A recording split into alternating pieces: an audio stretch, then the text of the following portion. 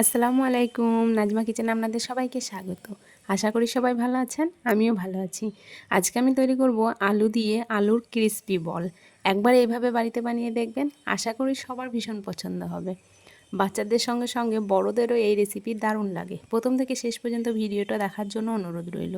চলুন তাহলে শুরু করি রেসিপি। প্রথমে আমি সেদ্ধ আলু নিয়েছি, আমি দুটো আলু সেদ্ধ করে নিয়েছি। এখন একটা কাঁটা চামচের সাহায্যে এইভাবে আলুটা ম্যাশ করে নেব। আলুটা ভালোভাবে ম্যাশ করে নিয়েছি। এর মধ্যে দিয়ে দিচ্ছি 2 টেবিল চামচ কর্নফ্লাওয়ার।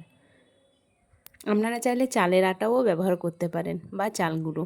এখন দিয়ে দিচ্ছি স্বাদ মতো লবণ, আর দিয়ে দিচ্ছি হাফ চা চামচ লঙ্কা গুঁড়ো, 1 টেবিল চামচ মতো রান্নার তেল। এখন সবগুলো হাত দিয়ে খুব ভালোভাবে মিশিয়ে নেব। খুব বেশি উপকরণ লাগে না এই রেসিপি বানাতে। একবার এইভাবে বানিয়ে দেখবেন, আশা করি সবার ভীষণ পছন্দ হবে এই আলুর ক্রিস্পি বল। আমি হাত দিয়ে খুব ভালোভাবে আলুটা মেখে নেব। এই রকমভাবে হাত দিয়েই আলুটা মাখবেন, তাহলে ভালো হবে। আলুটা খুব ভালোভাবে মেখে নিয়েছি। এখন হাতটা পরিষ্কার করে ধুয়ে হাতের মধ্যে একটু তেল মাখিয়ে নিলাম। এই আলু মাখা থেকে ছোট ছোট বল তৈরি করে নেব। তেল মাখিয়ে নেবেন হাতে, তাহলে আর আলু লাগবে না। এভাবে সব বলগুলো একইভাবে তৈরি করে নেব। আপনারা চাইলে ছোট বড় যে কোনো মাপে তৈরি করে নিতে পারেন। আমি সবগুলোই তৈরি করে নিয়েছি। একটা ফ্রাই প্যানের মধ্যে নিয়ে নিচ্ছি তেল। তেলটা খুব বেশি গরম করব না, অল্প একটু গরম হয়ে গেলে আলুর বলগুলো দিয়ে দেব।